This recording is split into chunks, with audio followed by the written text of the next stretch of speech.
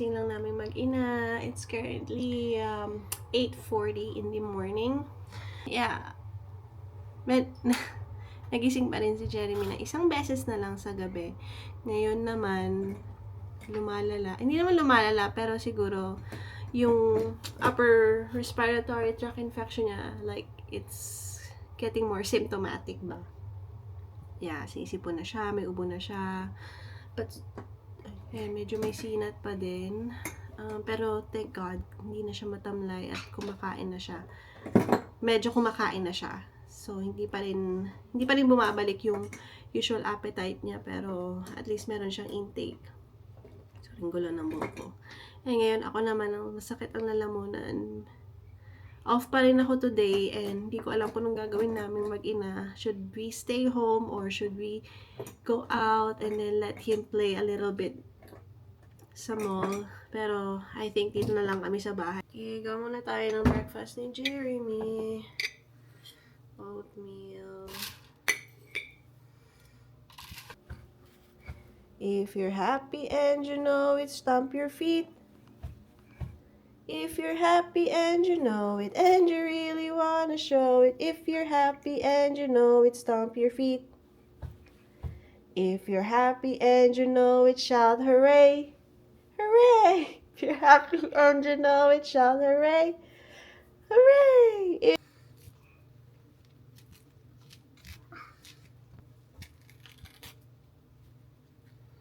Ha?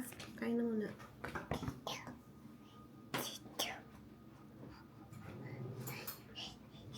Or orange? Orange? O, sige na, nagkain na. Okay, meal prep na tayo. So, luluto ako ng tinola. Magpiprito ako ng salmon. Yun yung magiging dinner namin. And then, giniling. Beef giniling.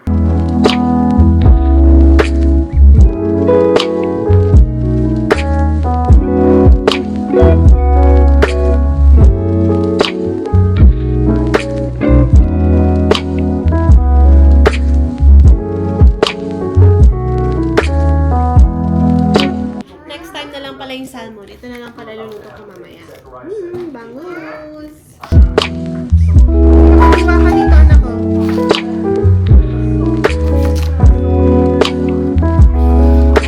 That's a bear! Look, it's a bear!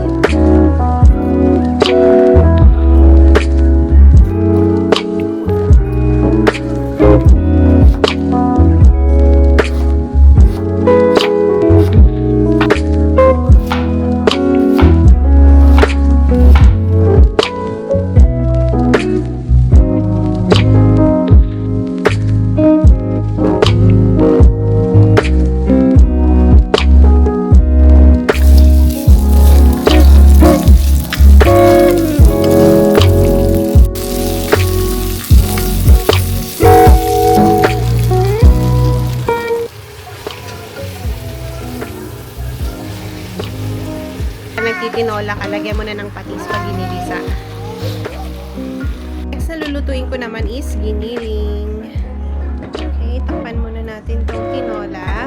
Nagiginiling ako, ito muna yung ginagawa ko. Piniprito ko muna yung patatas. Ayan.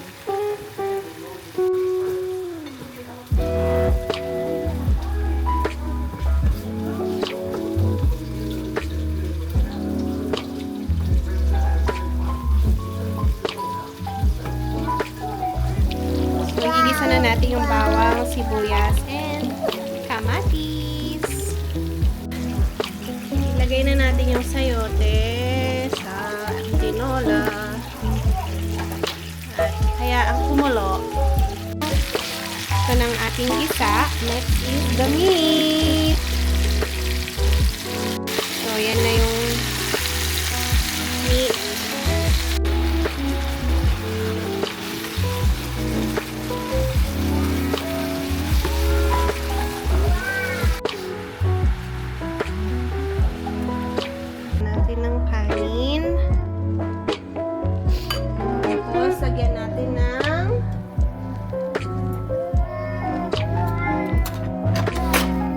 Tinola natin. Ang sarap. Daming ni Jeremy ng sayote. Make sure malambot na. Ayan, malambot na yung sayote niya. Bagong sayote at chicken. Lagay natin yung sabaw dito. Lagay mo natin sa gilid yung sayote.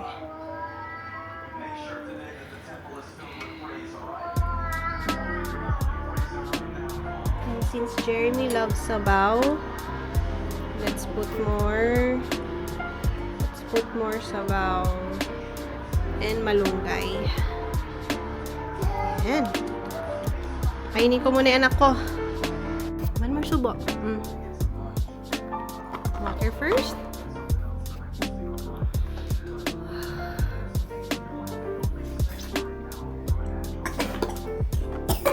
More. Hold me yung spoon.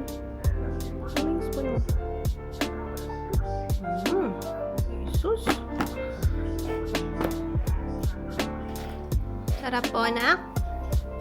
Paborito niya yung tinola. Sawang-sawa na kami sa tinola, pero si Jeremy, love na love niya ang tinola. And yun lang yung parang easiest ulam na pwede kong maluto.